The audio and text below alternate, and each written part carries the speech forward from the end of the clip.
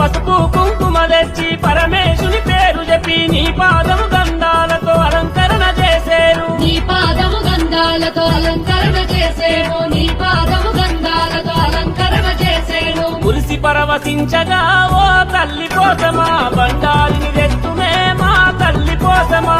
మురిసి పరవశించగా ఓ తల్లి కోసమా బండారిని తెత్తుమే మా తల్లి కోసమా.